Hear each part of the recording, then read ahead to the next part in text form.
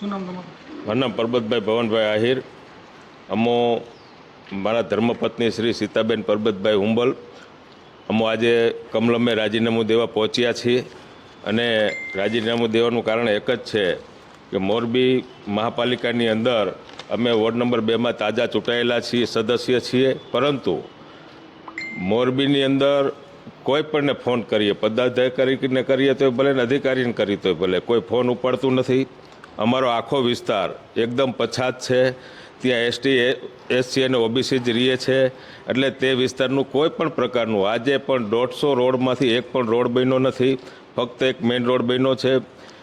2000 light નાખવાની જરૂર છે. ત્યાં મને હમણાં 8 જ લાઇટ મોકલી, આવી અમારી મશ્કરી કરે છે. એટલે આવા સંજોગોમાં અમે આ પદ ઉપર રહી તે વ્યાજબી નથી. કારણ કે દરેક રોડ ઉપર મેટલ નાખવી પડે એમ છે. મેં જ્યારે નવી બોડી આવી ચોમાસા પહેલાં જ એવું મેં જાણ કરી દીધી હતી લેખિતમાં કે મારે ઓછામાં ઓછી 200 ગાડી જોશે. મારે 150 શેરી છે, 150 શેરીની અંદર મેટલ નાખવી પડે એમ છે.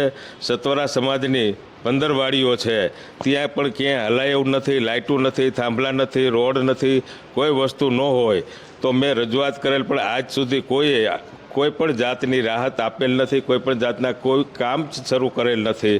એટલે અમારે ન છૂટકે આજે રાજીનામું આપવા માટે અમે આવ્યા છીએ.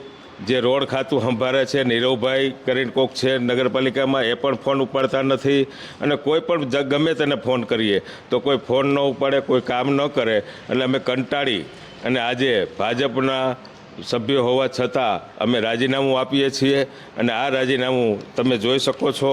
અમે આ રાજીનામું અત્યારે લખીને આવ્યા છીએ અને અત્યારે ઉપર અમે જિલ્લા ભાજપ પ્રમુખશ્રીને આ રાજીનામું સોંપવા જઈ રહ્યા છીએ. જય હિન્દ, જય ભારત, વંદે માતરમ. સીતાબેન પરબતભાઈ 2 નંબરમાં રણછોડમાં કાંઈ કરતાં કાંઈ કામ થતા નથી. અને પાણી ભરાય છે, અટાણે ફોન કોઈ ઉપાડતું નથી, ખાટલા ઉપર બેઠા બેઠા ખાય છે.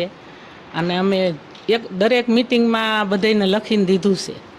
એમ નહીં કે આ મિટિંગમાં જાણ નથી કરી, જાણ કરી છતાંય અટાણે હજી કોઈ જવાબ નથી દેતા. એટલે અમે રાજીનામું દઈશું.